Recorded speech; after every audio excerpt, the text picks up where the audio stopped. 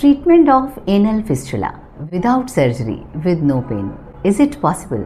Yes. इसके लिए सबसे पहले समझना होगा एनल फिस्टुला क्या होता है।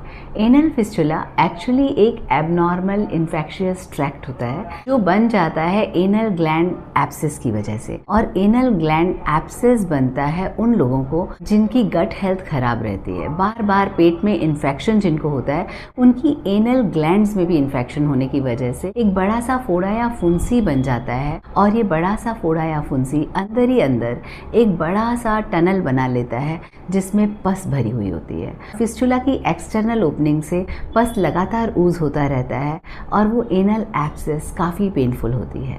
एलोपैथी में इसका इलाज किया जाता है स्ट्रॉन्ग एंटीबायोटिक्स के द्वारा या फिर सर्जरी के द्वारा उस टनल को पूरी तरह से निकाल देते हैं। लेकिन अनफॉर्चुनेटली इस ट्रीटमेंट के बावजूद रिलैप्सेस बहुत कॉमन होते हैं।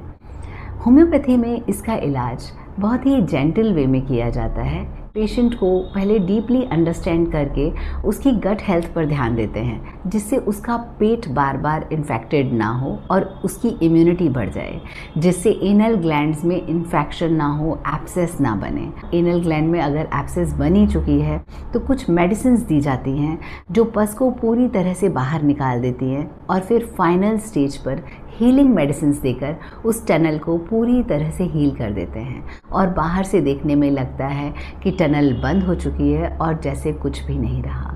रिलैप्सेस बार बार ना हो उसके लिए पेशेंट को कुछ लाइफस्टाइल चीज़ें समझाई जाती हैं कि इस तरह से आपको ड्राइविंग करनी है, प्रोलॉन्ग्ड सिटिंग हो तो क्या करना है, डाइट में क्या चेंजेस होने चाहिए जिससे बार बार एनल एब्सेस ना बने। अगर पेशेंट उन कंडीशंस पर ध्यान देगा तो रिलैप्सेस भी ऑलमोस्ट नेग्लिजिबल होते हैं।